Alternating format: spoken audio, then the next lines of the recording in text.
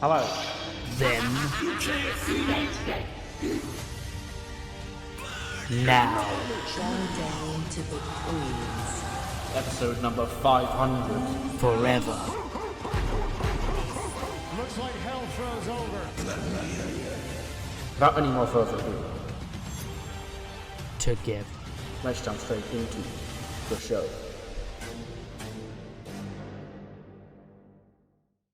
Hello, and welcome to episode number, I think it's 125 of the TEW IX Challenge Run. We're here for Raw for the 24th of March 2025.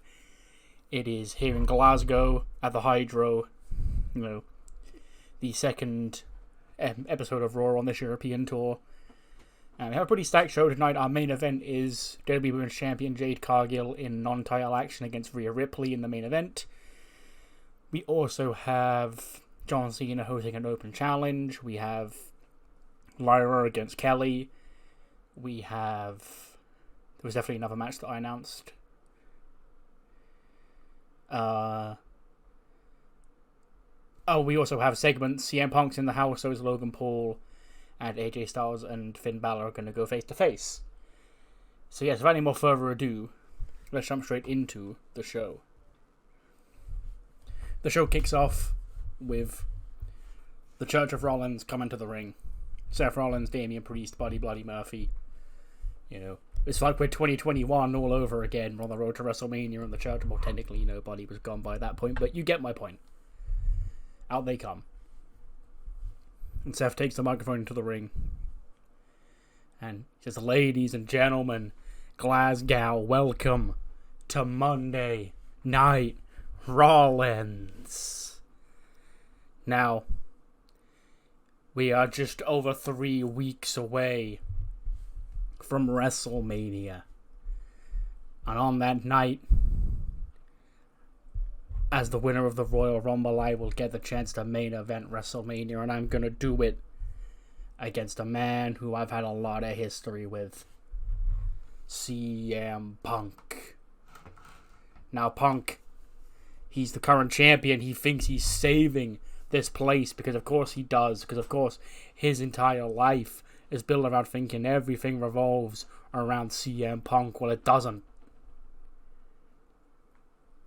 Punk, this place has revolved around me all the time you've been away. And you've got your friends. Well, I've got some friends of my own. You know Damien. You know Buddy. And you know me all too well.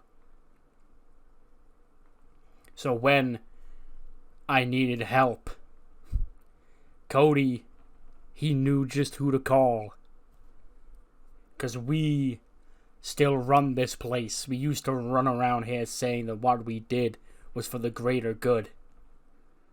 And there's no greater good right now than coming back together, going to WrestleMania, and putting an end to CM Punk and his desperate attempts to cling on to relevancy under the guise of saving Monday Night Raw, because we've been there, we've done that.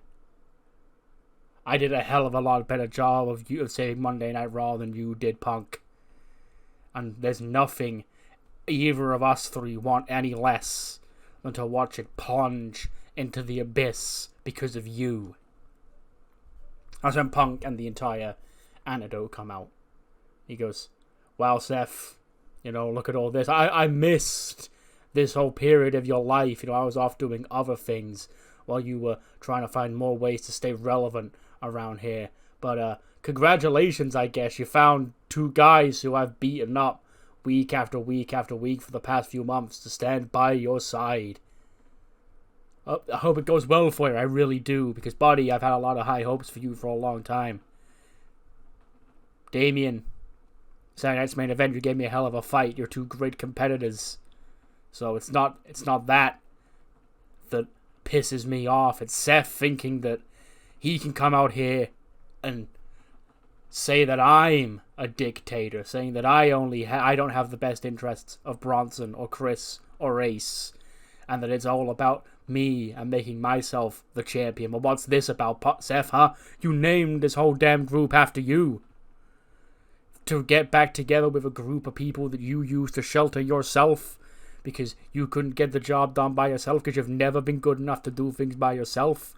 That makes you a hypocrite, Seth. Now, we're beyond talking now, Seth. Quite frankly, I just wish WrestleMania would be here. We still have 3 weeks left. And in that time, I'm going to implore you to leave as many people out of your own vendetta as you can, Seth, because Buddy and Priest, they don't deserve this. Myself and Bronson and Ace and Chris, we've beaten these guys up time after time after time already.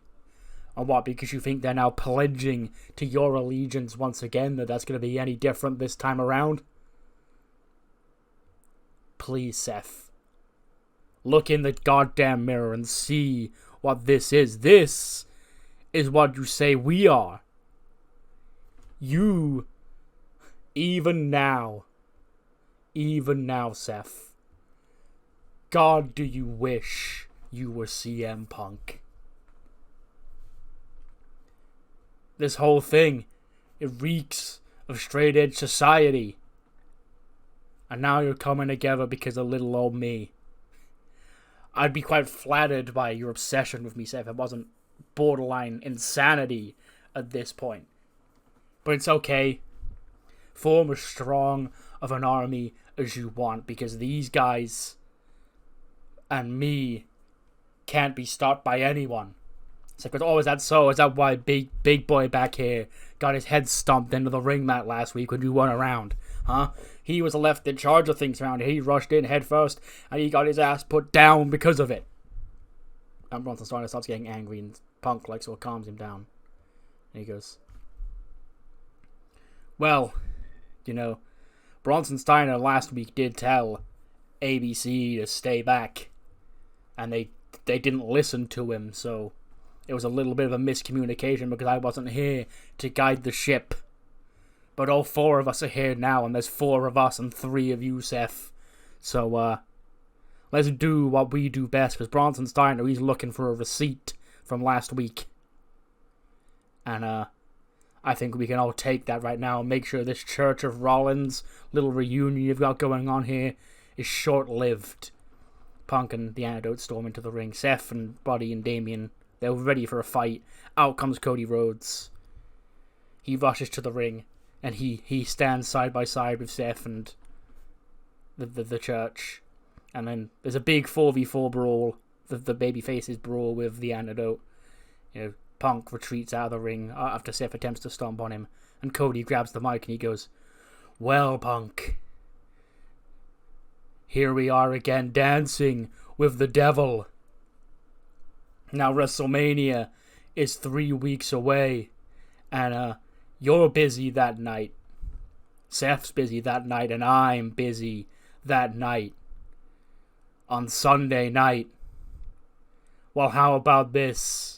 If you say you can take on anyone in front of you, Punk, why don't you put your money where your mouth is? Because I guarantee you, Seth Rollins, he's going to have to worry about your little Antidote lackeys getting involved in the main event of WrestleMania. So I say we make sure that doesn't happen. Because you and Seth will main event WrestleMania Sunday. But here's my pitch to you, Punk, and to your boys back there. Because I see 4 of you, and I see 4 of us. WrestleMania Saturday. Cody Rhodes, the American Nightmare, and the Church of Rollins versus the Antidote. And when we win, Punk, you've got to go it against Seth on Sunday night all by yourself. Punk so just goes, is that supposed to be a threat, Cody?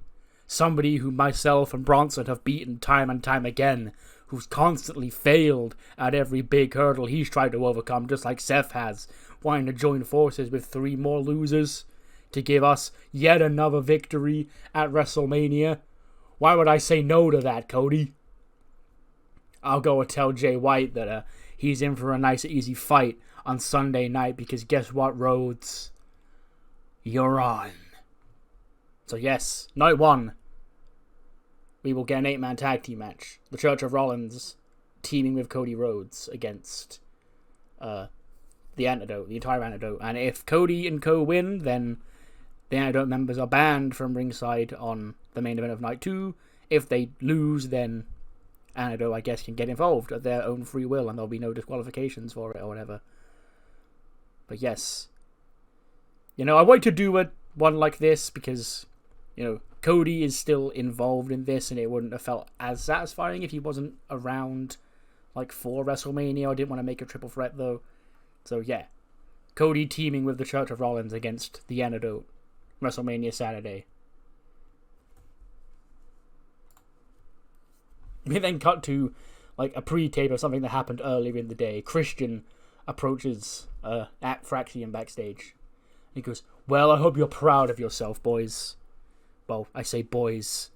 I mean Nathan. Because look at it. I gave you an out. I gave you an opportunity last week to pick up a victory in that match, and if you'd have just done as I said and hit Akira Tozawa with that steel chair, Fraxium, you guys would have won that match. And you would have been going to WrestleMania by yourself to face Dominic and Lexis. But now Path of the Dragon's in this match because you had to do the right thing, Nathan, because you're listening to this masked goof rather than the greatest one half of the greatest tag team of all time and the current father figure to the tag team champions. You think that you and Axiom know better than I do. And Fraser goes, "Well, actually, I don't agree, because even though I didn't use that chair you threw into the ring, I still think we could have got the win last week and it didn't really matter. But it was your boys who got involved and screwed us, causing that disqualification. If you didn't do that, the match would have continued on without any steel chair fuckery, and maybe we would have beaten Path of the Dragon and been facing you 2-on-2 anyway." Christian goes, "Well, that wouldn't have happened. Okay, because you're a loser. And now your loser ways of not wanting to be a winner now means that Dominic and Lexis King, my sons, don't even have to be beaten at WrestleMania to lose their tag team championships." Fraxium goes, "Yeah. Rough times, innit? But hey-ho. Tonight we're in Glasgow. We're not in Vegas for WrestleMania. And if you want to run your mouth about me, how about we have a go in the ring tonight?" Christian goes, "Oh, you're on, kid. I'll teach you a lesson the hard way." So yeah, Nathan Fraser against Christian coming up next. Gets a 70. They don't seem to click. Christian was tiring a whole lot. Christian is probably going to be slowly stepping out of the ring because he's very super washed in this game. Which is sad because we love him, but he just can't hang really in ring wise anymore. But Nathan Fraser does beat him in 10:54 by pinfall to gain momentum for him on Axiom heading into WrestleMania. 58 for Christian, 67 for Nathan Fraser. And of course, no sign of Path of the Dragon tonight because they don't need to be out here because, they've got their match already. They don't actually care about screwing over either of these teams. They just want to win the championships. And they've got that, so yeah. We then cut to Kathy backstage with Gunther. She says, "Gunther, WrestleMania is just a couple of weeks ago and you will face the American Dragon, Daniel Bryan, in a dream match to many." He goes, "Yes, Kathy Kelly. Over the past few weeks, myself and Daniel Bryan have been sending these messages to Daniel Bryan, but there's only so much I can do when I'm over here and he's on SmackDown. So I spoke to Adam Pearce and Nick Aldis. And this Friday, the Ring General, Gunther, comes to SmackDown in London, where I'll go face to face with Daniel Bryan ahead of WrestleMania. And I will tell him once again what a mistake he's making, just a year before he plans to retire, stepping into the ring with the most dangerous competitor in sports today. Me. See you Friday, Dragon." So yeah, Gunther is getting an appearance on, because Bryan did come over to Raw, so it's only fair that Gunther go over to SmackDown for an appearance. But yes, he will be on SmackDown in London this Friday to go face to face with Daniel Bryan, his WrestleMania opponent.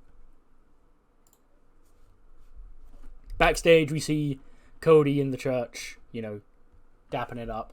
Cody goes, "I told you, Seth, we got the beatings of Punk and Co. at WrestleMania. We're gonna win that match, and then you're gonna be free on night 2 to do it all by yourself." He goes, "Listen, Cody, just because we're on the same side of this war, and just because we're partners at WrestleMania,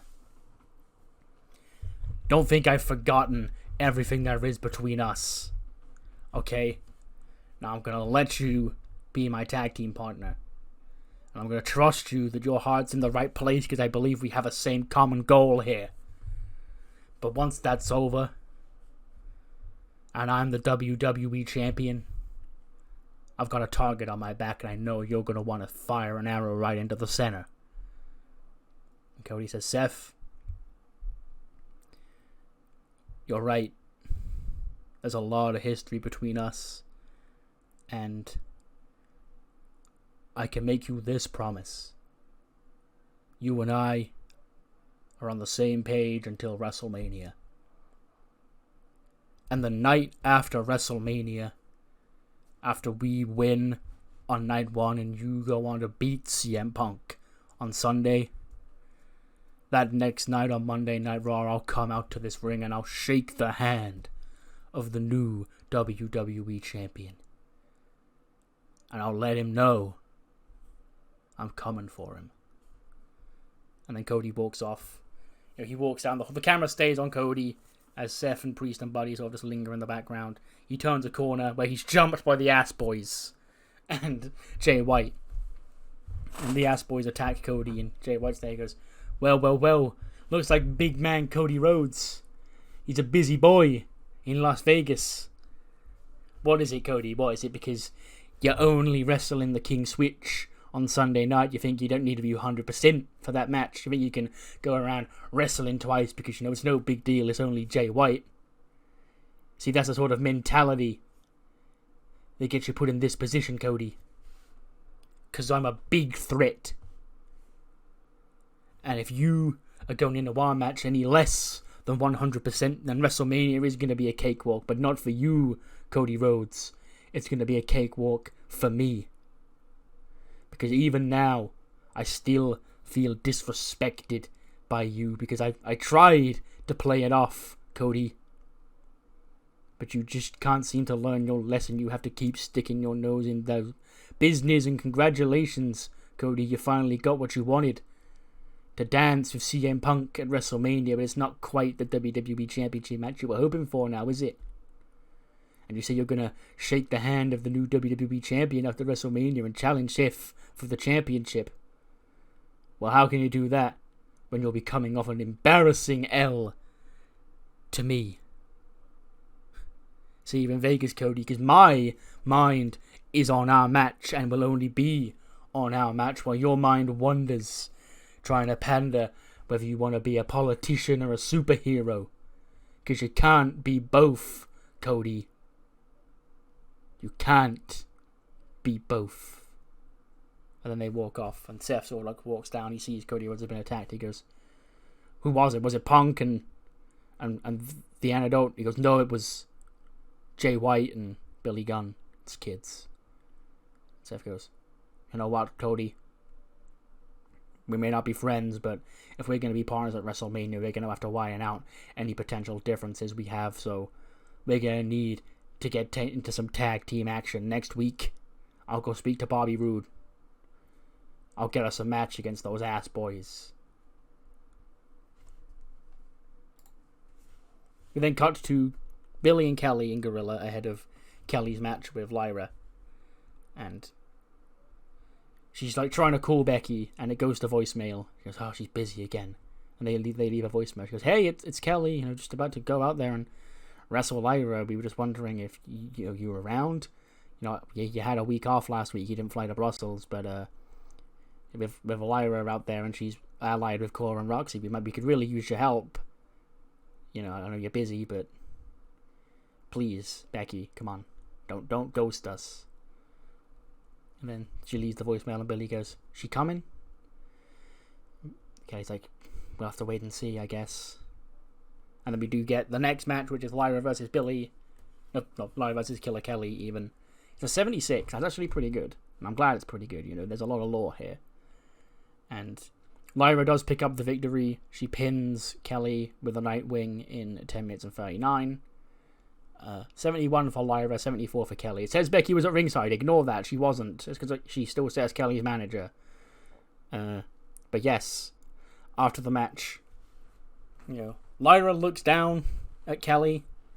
You can feel she feels like some sort of remorse because this was her friend who she did. Like, Kelly was right. She did just fucking boot her to the curb to try and get back at Becky. And Kelly sort of looks up at Lyra as she gets to her feet. Lyra looks down at her. And they sort of just have a stare down quickly. And Lyra sort of just like gestures to the back, like, leave. And Kelly does like turn around to look. And Billy's like in with Kelly, go, no, come on, you know, don't just walk away. And Kelly turns around, she smacks Lyra in the face to a big pop. And Lyra gets angry. She looks at her, she just stares at her like, you know, I tried to fucking warn you. She drops Kelly with her forearm. She starts attacking Billy Starks too. Lyra is snapped on both her old friends, you know, laying waste to both. She tosses Billy to the outside, picks up Kelly, starts ramming her head against the turnbuckle. She eventually picks her up. She's going to drop her with another Nightwing. When out comes Becky. The Hydro explodes. Becky Stardust makes her way onto the ring. She rushes into the ring. And she starts throwing hands with Lyra. Her and Lyra exchange punches. Becky goes to hit the manhandle slam on Lyra. Lyra scurries away up the ramp. And Becky goes like, check on Kelly, check on Billy. And she grabs the microphone. She goes, you... After all this time, you think you know a bird girl and then this is what happens. I'm sorry, Glasgow. We don't call her bird girl anymore. This is Lyra Valkyria. Now, Lyra, you wanted to make a name for yourself. You were done being my underling. You were done being on the Becky Stardust journey, the journey of a lifetime of which you'll never get to experience again. It's all downhill from here. Because you've made your own bed and now you have to lay in it. You want us to remember your name? Huh? You want to make a name for yourself against me, the most popular, famous wrestler in the entire division? Well, I get it. Normally I wouldn't be so upset. But you were my friend, my partner, my soulmate. But I'll make people remember your name. 'Cause, Lyra, you want the Becky Stardust rub? I'll give it to you. Where the most eyes in the entire industry are on one night. And that night is the night where you get a chance to make yourself a star. You get a chance to make these people respect you. You get the chance to make these people remember your name, erase the name of Bird Girl, and implant the name of Lyra Valkyria into the history books. Even after what you did to us, I'm willing to give you that opportunity. Because it's also an opportunity for me to beat some sense into your dumb little brain. So, Lyra, you can do the dance with Becky Stardust one-on-one on the grandest stage of them all. Because this is my year. This is my WrestleMania. And unfortunately, I have to share the spotlight with you. challenge made.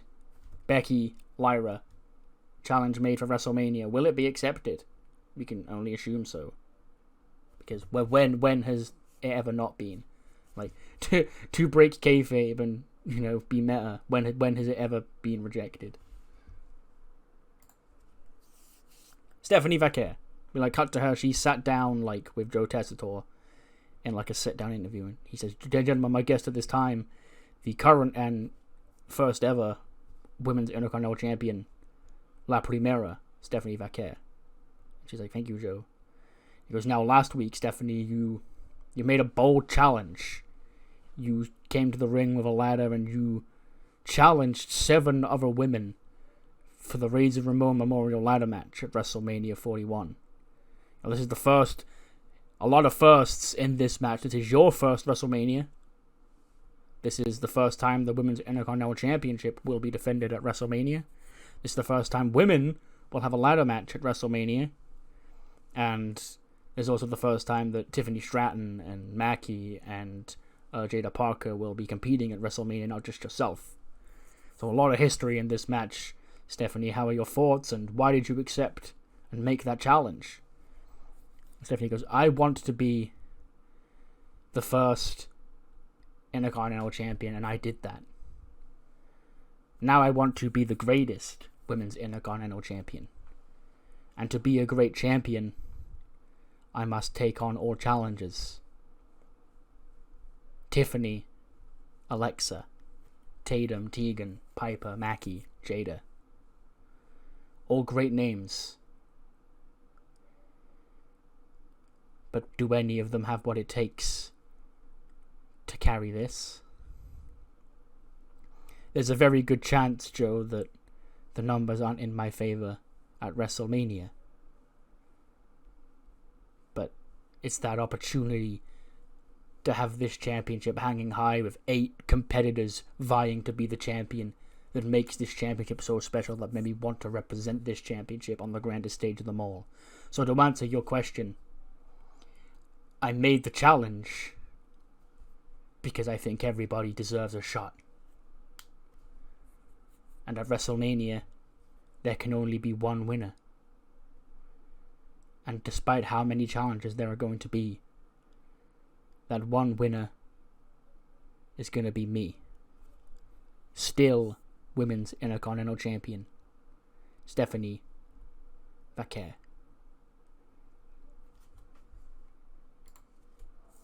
John Cena makes his way to the ring, the Intercontinental Champion. He goes, "Last week, I made strides towards history. WrestleMania is on the horizon, and currently, in what will be my final WrestleMania, I don't have anything planned for the show. Now, I've been doing these Intercontinental Championship Open challenges, and they are to give back to the roster and to leave this place in better hands than I found it, which is what I said I wanted to do when I hung it up at the end of this year. And if anybody back there is good enough to take the championship from me, they'll come out and do it. But it's also my own personal goal to get me back to the World Championship. You see, last year I came up short in my attempts to win number 17. I came up short 4 years ago in my attempts to win number 17.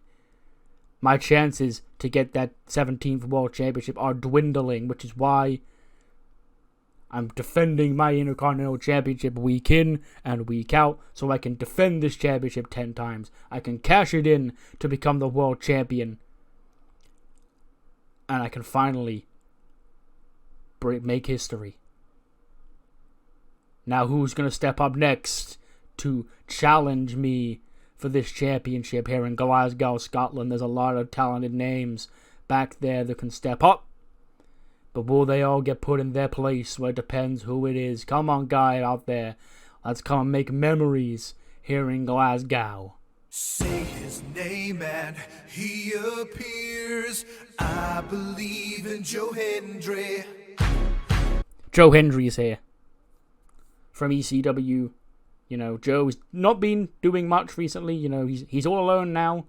No Braun by his side. But he's here on Raw to answer John Cena's Open Challenge. And he goes, "John, all you had to do was say my name. Now, I think you might be a little bit confused, John Cena. I think John Cena might be going a bit insane in his final year because last time I checked, that championship, it didn't have the 10 defenses. So, if you're doing this to become the world champion, John, then you're all doing it for nothing. And John Cena sort of like looks down at the belt and then looks across at Joe Hendry and he goes, Joe, you're not a part of Monday Night Raw, so you obviously don't know how the way things work around here. I said that when I defend this championship 10 times, I'm going to use it to get a shot at the world championship and win number 17. And I don't want to stop you getting in the way of that. So, we're going to have this match right now, and I'm going to beat you in front of Glasgow. And Glasgow, probably going to be a little bit angry at me, like the good old days. But, it's what I need to do to get that championship. AE2 will take that. John Cena makes defense number 7 of the Intercontinental Championship. He beats Joe Hendry with an attitude adjustment in 11 minutes and 7. 77 for John Cena, 64 for Joe Hendry. But yes, after the match, he tosses the championship over his shoulder. He holds up 7 fingers. So, again, if he makes 10 defenses of that championship, he can cash it in to become the world champion. Or so at least he seems to think so. Like, that's never been a thing before. But now John Cena's the champion. He seems to think it is. We then cut back to Tegan and Piper. Because so, WrestleMania, this big ladder match for the Intercontinental Championship. He goes, yeah, it's going to be great to finally get my hands on my first singles championship here in WWE. And make no mistake about it, Tegan, if you and I are on top of that ladder together, it won't be anything personal when I throw you off because I want to win that championship. You've been SmackDown Women's Champion, but I've never been a singles champion here in WWE. And WrestleMania is going to be my time to do it. Dean goes, no, I wouldn't have it any other way. You know, if it's the other way around, and I throw you off to win the Liberty Championship, not the Intercontinental Championship, there'll be no hard feelings from your end, I hope. Because I wouldn't dream of it. But anyway, we're in Glasgow, and I've got a big match in front of my own people against Tatum tonight. Tegan's like, oh, Tatum. Okay. Good luck with her. So yeah, Piper Niven and Tatum Paxley later on tonight. We then see John Cena walking through the hallway. Bobby Roode goes, John. He goes, I saw you out there tonight. I saw you out there last week. And is there something you want to run by me? And he goes, what? He goes, it's about that Intercontinental champion. Only the women's championships have the 10 defense. That's not a thing for that championship. John Cena goes, of course it is. Bobby Roode goes, no, it's not, John. Now, I don't want to, I know you're in your retirement year, so you may be a bit confused about how things work around here. But, you're the Intercontinental Champion. You made history by winning that Intercontinental Championship for the first time of the Netflix debut. That's your responsibility now.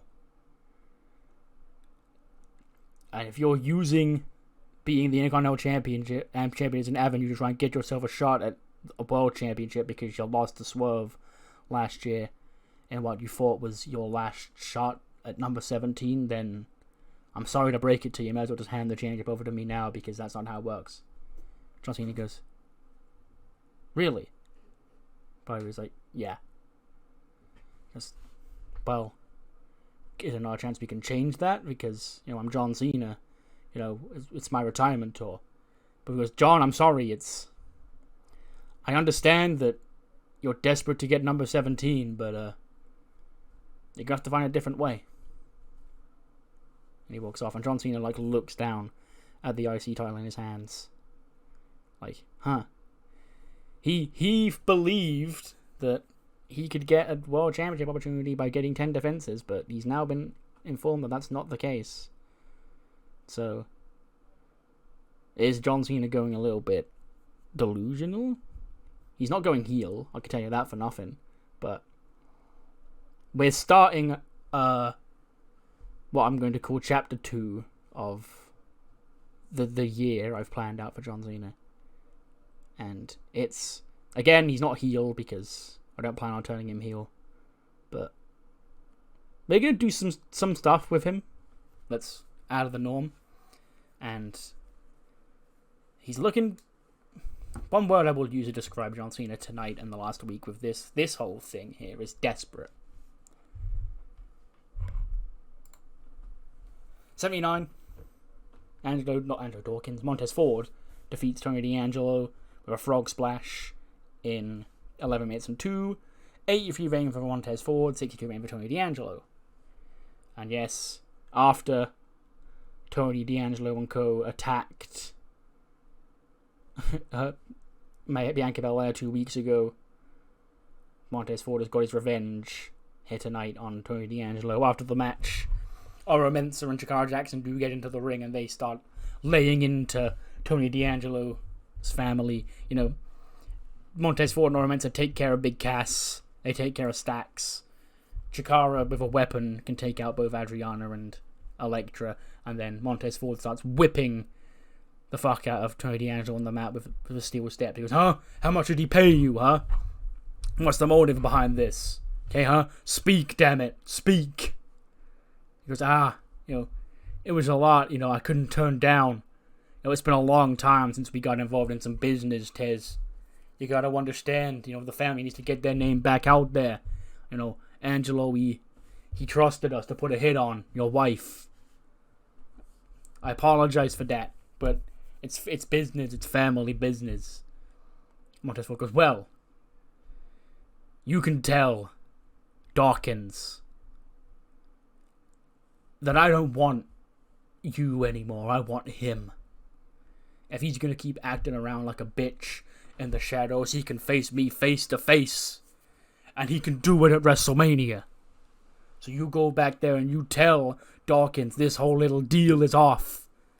And his next deal, his next business is with me, his old tag team partner, his old brother. And now somebody who wants to kick his ass at WrestleMania. So yeah, there's Montez Ford with the challenge. Another WrestleMania challenge thrown out tonight. Tez wants Angelo at WrestleMania. We then cut to Mackie and J Flow backstage. The latest of the Women's Intercontinental Championship backstage segments. And they're working on a WrestleMania melody, basically. This is Mackie's first WrestleMania match on the main show. Got to celebrate by doing what they do best, and that's creating memories and a hit new single to debut at WrestleMania. And then cut to the ring, out comes AJ Styles. Goes, "Sup, Glasgow. Now, tonight is a very strange night for me. Because somebody who I used to call a friend in Finn Balor has been, let's say, going a bit insane lately. Finn's been going through this identity crisis. Because there's this demon side of him he's had for a long time. But all of a sudden it seems like this demon is starting to speak to Finn. And Finn doesn't think he is the demon. But the demon tried to end my damn career. And Finn was the demon that night. So Finn tried to end my career. And I want to sort him out.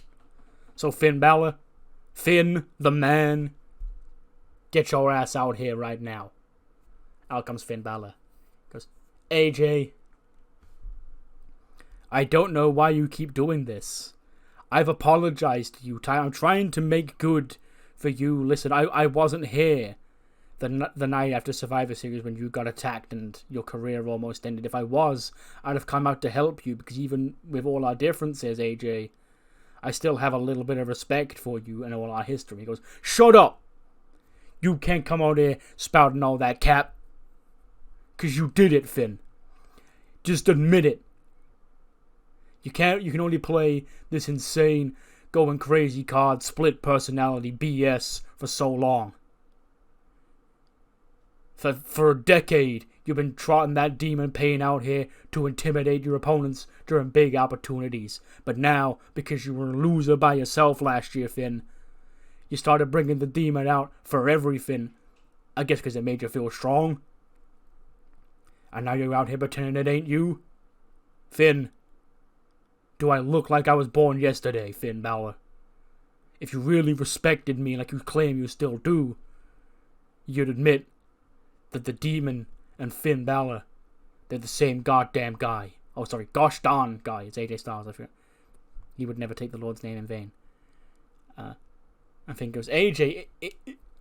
You really think that after the way you embarrassed me with your little retirement stunt last year, you think after the way that you caused me to lose match after match and destroyed what was left of my career, that I wouldn't revel in taking you out and ending yours? AJ, you've got to get over yourself, man. We'll always be for life. Brothers fight. But, something tells me it's not Finn Balor that you want to fight with. And I'm here to tell you, AJ, if you want the fight that I think you want, you don't. You don't want to fight him, AJ. And AJ goes, him, you, is the same gosh darn thing. So Finn, Balor, whichever one of your personalities wants to show up at WrestleMania, I'll meet you there. And Finn just shakes his head and he goes, it's like I said, AJ, when all is said and done here, don't come out here and try and say I didn't give you a way out. I didn't give you a warning, AJ. Because Finn Balor, I think I'm gonna skip WrestleMania this year. But I'm sure he'll see you there. He'll drag your ass to hell. And then Finn leaves the ring and he goes, hey Finn, this demon of yours who says he's gonna drag me to hell, tell him I'll see him there. Yeah, there's the challenge laid out. AJ Styles seemingly against the Demon Balor at WrestleMania. I want to specify, because I've had that line about the Demon wanting to take AJ to hell, and this is something I wanted to speak about. I was originally going to make this Hell in a Cell, but I think I've gone against that, because there's a Hell in a Cell match I want to run like 2 months after WrestleMania, that I feel doing 2 in such, like, I know they used to do 2 in one night when there was a Hell in a Cell pay-per-view, but like, in this timeline I've created where Hell in a Cells are saved for big matches, I feel like doing 2 in such a short period of time is overkill. And it was a choice of, do I want this one to be Hell in a Cell, or do I want the one coming up to be Hell in a Cell? And I'd prefer that one to be Hell in a Cell. So we can say the line, oh, he's taking you to hell, but it won't be Hell in a Cell. It will just be AJ Styles and the Demon one-on-one. Then got back to the women in the Antidotes locker room, and Lyra's pacing. Goes, can you believe her? Making a grand return. After just 2 weeks away to try and upstage me already. The first night of my career, my second half of my career, I'm actually myself and not who she wants me to be. And there she is again, coming out to make the save for Kelly, who doesn't even like her, and she doesn't even like. Just to try and upstage me. I see it all now. Okay, I was blinded to it, but my God, what an egomaniac. How selfish can she be? She is trying to take all those opportunities that I keep reading that people say she's trying to take, and she's doing it. She come on. Roxy goes, doesn't matter. Relax. She challenged you to WrestleMania, right? So if you just beat Becky at WrestleMania, then the whole world will know who the hell you are. WrestleMania won't be Becky's chance to steal the spotlight from you once more. It won't be a chance for her to upstage you once more. Because she think she's this big, famous, super mega star on the biggest stage of the year. But it's really just the biggest possible stage that everybody around the world can see the death of Becky Stardust. And Ira goes, I hadn't thought about it like that. You're so right. Because I am better than Becky. You know, Becky only held the tag team championships for so long because of me. So WrestleMania won't be the big fairy tale that Becky thinks it's going to be. It will be what you said it will be. The death of Becky Stardust. Courtesy of little old bird girl.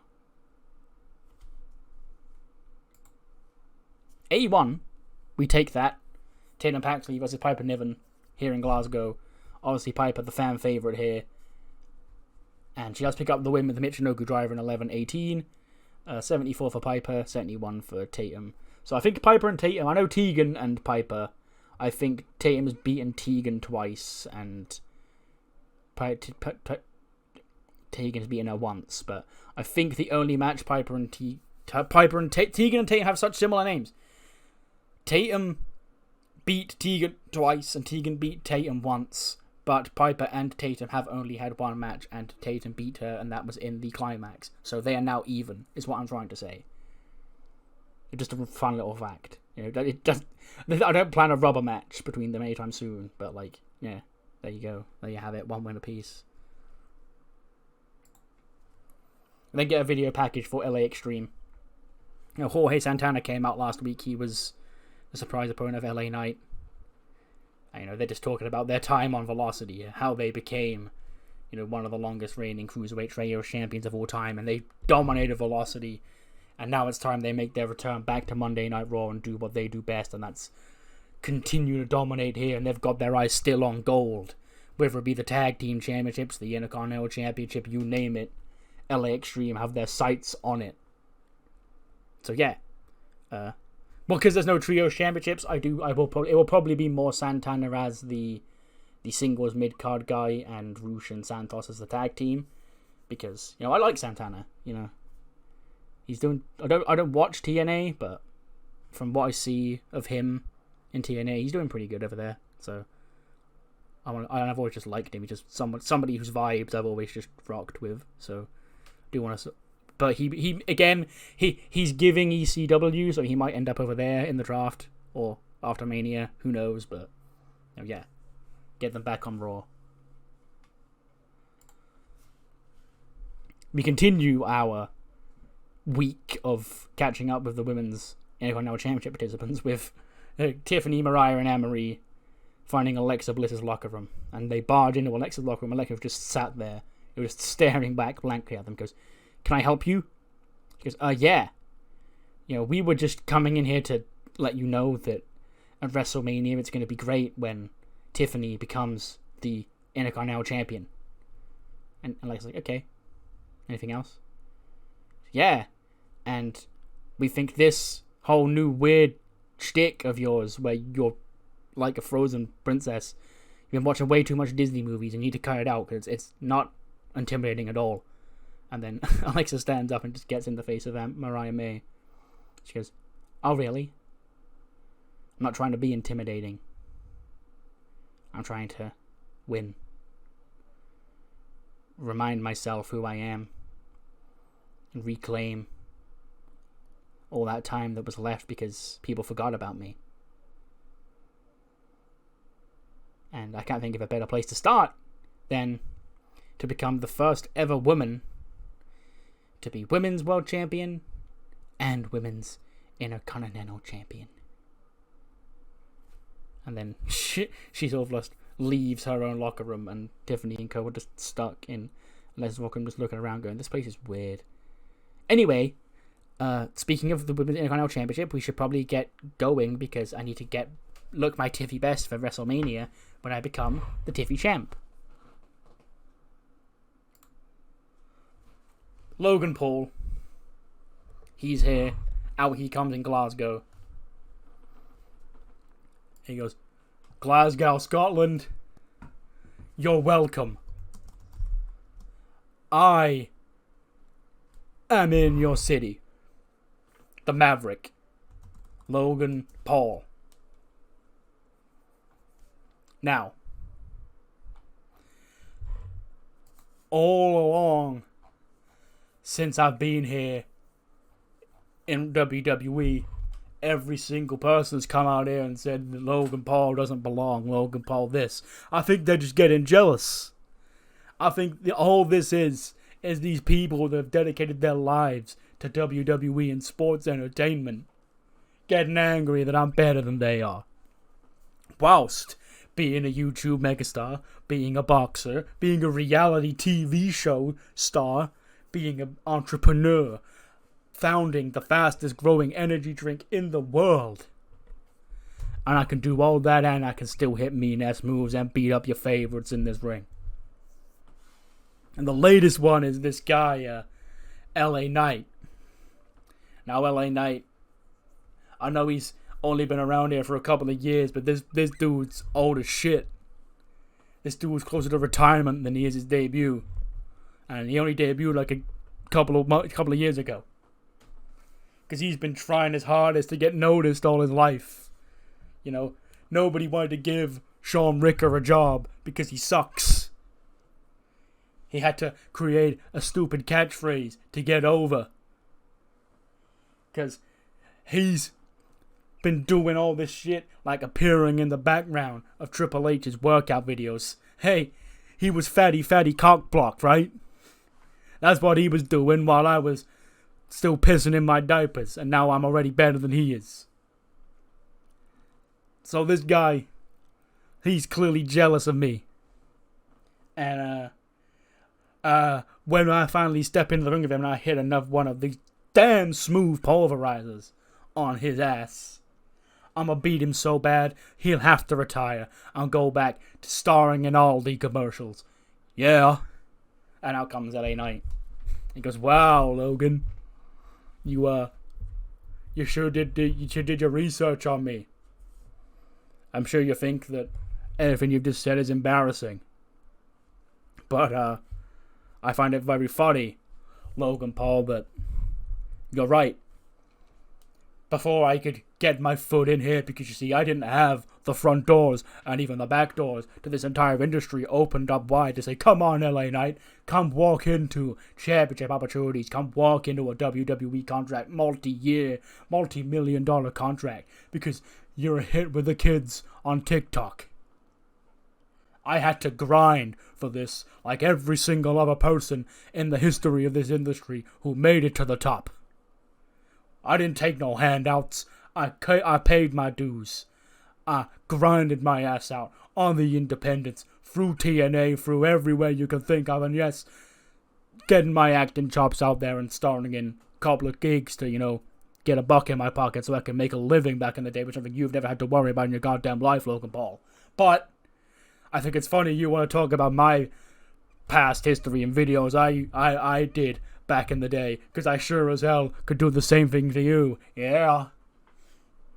No, I'm sorry, Logan. I made a severe lapse in my judgment just now, because you see, you're looking quite angry at me. But here's the thing, Glasgow. No disrespect to you people, but you ain't gonna see LA Knight and Logan Paul fight right now. Nah. Cause Logan Paul, you fancy yourself a megastar, and I know I am one. And if you got a megastar and a megastar, you know, you wouldn't run a match like that unannounced on a Monday Night Raw. Nah. A match like that, Logan Paul, belongs where everyone in the world can watch.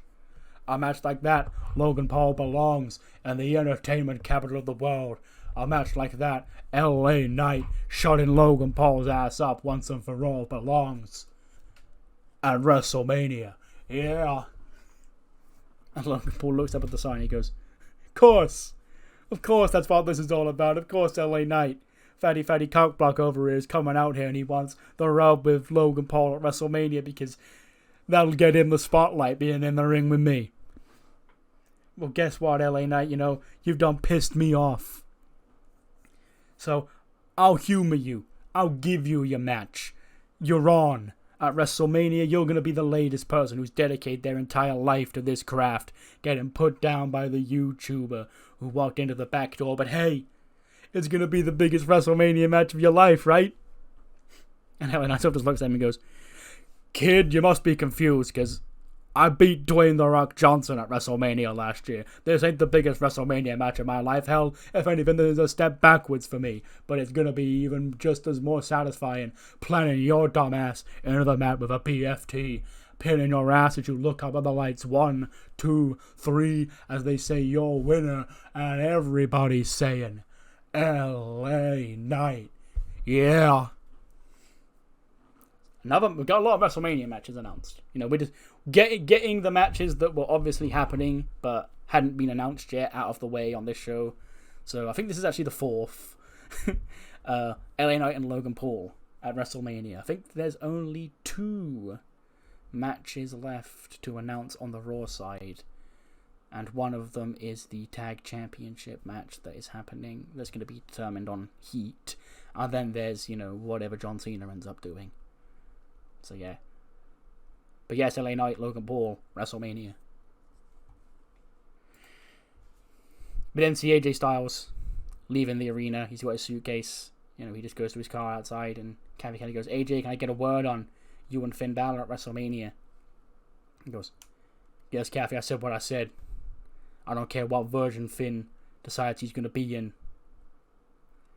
I'm going to send him to hell if that's where he wants to be. And he walks off. We just see the demon lurking in the shadows. Obviously, this would probably be pre-recorded because we can put the paint on Finn, film this, and he can wash it off to go out and, you know, do the promo live. Because there's probably not going to have been enough time between the promo and now to put the paint on him. This is the sort of bullshit that, like, nobody else would think of that. Like, but when I'm booking, I had to think, like, well, how can I, like, because if this was in a 2K universe mode, like, people would book the segment where, like, oh, the lights go on and Finn Balor, they come back on and he's in the ring in the paint. And, like, that's the sort of bullshit that I wanted to do, but realistically, with how long it takes Finn to put the fucking demon paint on, I can't. So I'm a nerd like that and go, well, I can't do that. So, so yeah, I guess this was pre-recorded. He comes to the arena, gets the paint on, we film this, he washes the paint off, and then when we're live, he doesn't have the paint on, he goes out and does the promo. Yeah. The kind of insight you only get on the kind of TEW YouTube channel. But hey, you know, I think about this shit a lot.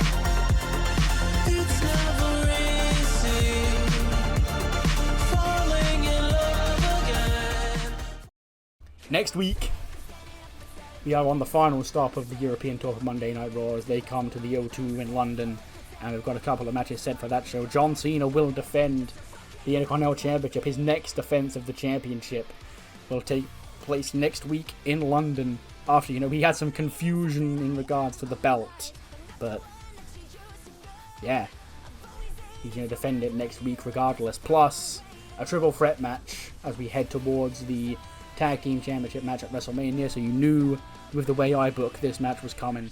It's Nathan Fraser, Akira Tozawa, and Lexis King in a triple threat match. A nice little preview for the WrestleMania Tag Team match.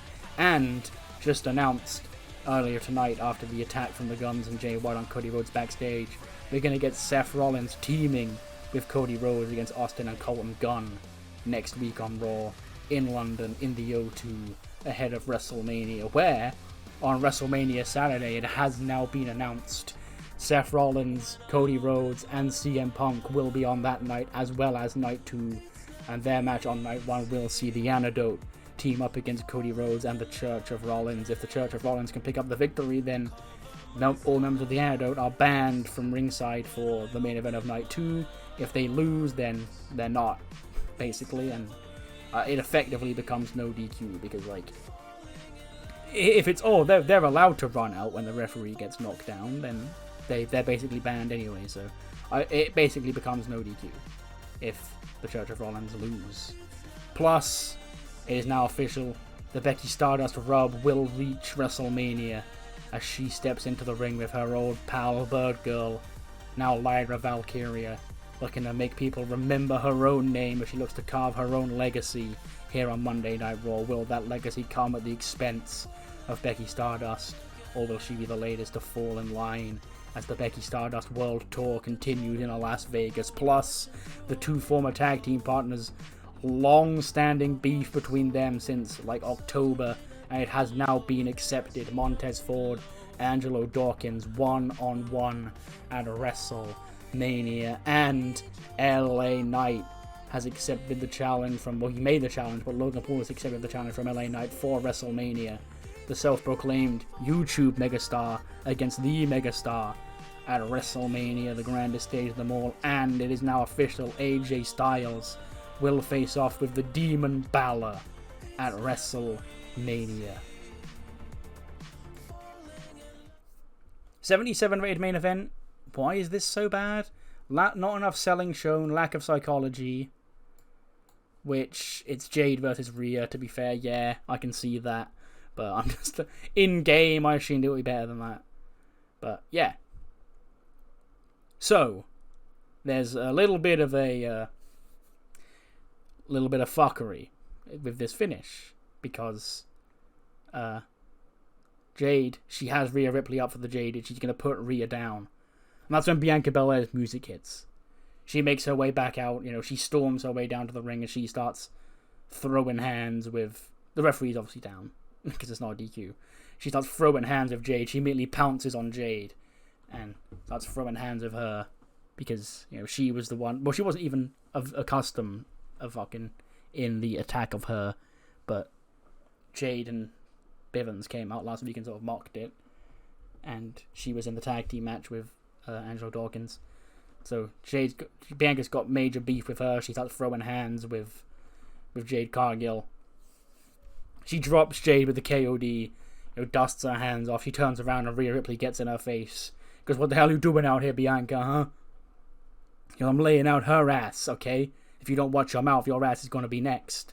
And as Bianca goes to leave, Rhea drops her over headbutt. She falls to the floor. Rhea picks up Jade, nails the Riptide, and Rhea Ripley pins Jade Cargill once again. Jade just can't seem to get the better of this woman. But Rhea has pinned the WWE Women's Champion here tonight. 84 for Jade, 93 for Rhea. So nice little match. Not very good in the game, but sure. But anyway, Bianca sort of sees this all happen at ringside. And Rhea stands tall, and she sort of looks at Bianca at ringside like, thanks for that, okay? Thanks for the help. And Bianca gets into the ring, and her and Rhea start going at it. They start throwing hands instead. And she gets Rhea Ripley up for the Riptide. Rhea slips down. She tries, for the KOD. She slips down, tries to hit the Riptide on Bianca. She scoots out of that.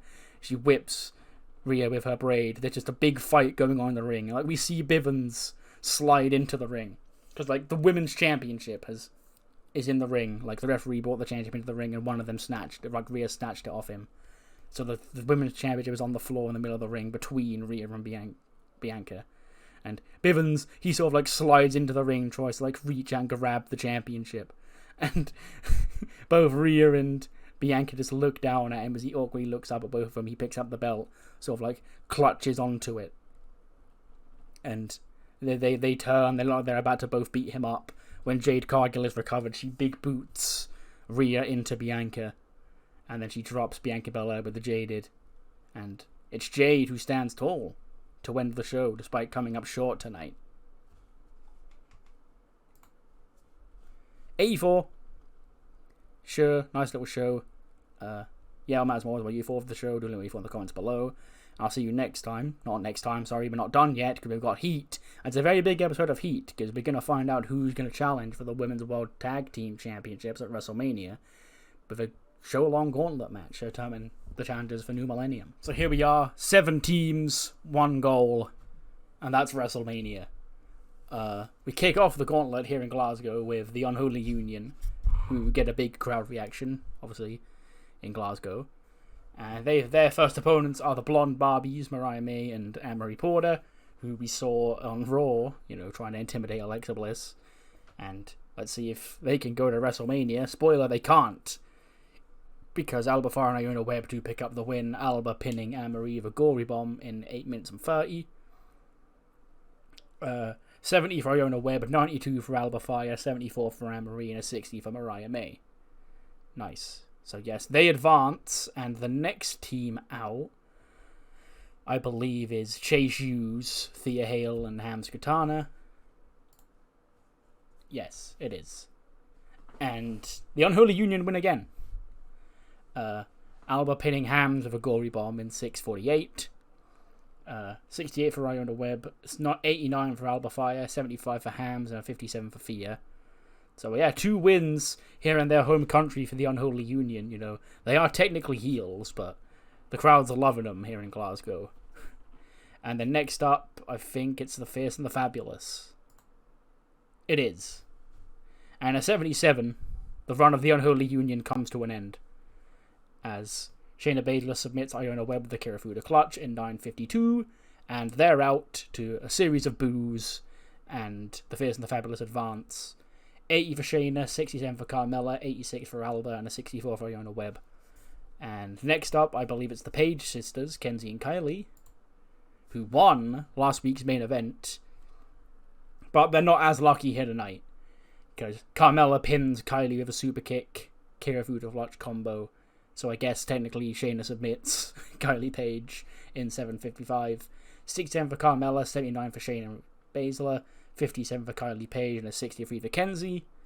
And they advance to the next match, which is against AJ Lee and Bayley. And like I said, 80. Sure, we'll take that.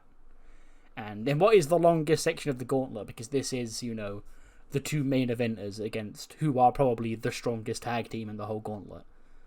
And Bayley pins Carmella with a Rose Plant in 10:55 to advance to the next match in the gauntlet, eliminating the Fierce and the Fabulous. 76 for Bayley, 84 for AJ, 82 for Shayna, 72 for Carmella.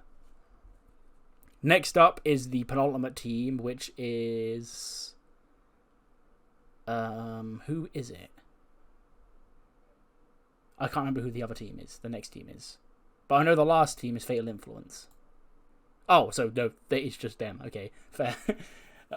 Oh no, I know what it was. It was originally going to be Mizuki and Marika of J-Flow, but there wasn't enough time on the show to have 8 teams in it, so I did 7.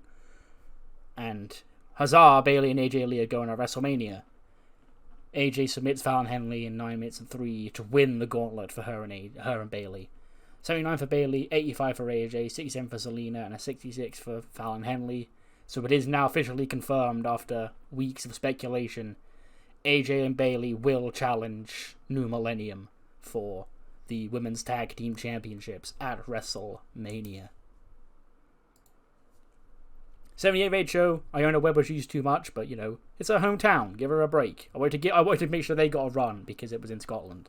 And I'm bored of the real life WWE formula where the babyface team starts and runs the gauntlet all the way to the end where they either win or get screwed over by the heel team. So I actually want to have other teams win matches and then Bayley and AJ not come in last or first. But they still had to go through tough competition, namely Shayna and Carmella. They are probably the best tag team in it, so it's still earned, but it wasn't, your fucking cliche babyface duo goes from the start of the gauntlet all the way to the end. But yes, I'll see you next time for ECW, which I believe is in Cardiff. And will feature... What will it feature? Nothing? I don't think I've announced anything too major. But, I've got some stuff that is going to happen on that show.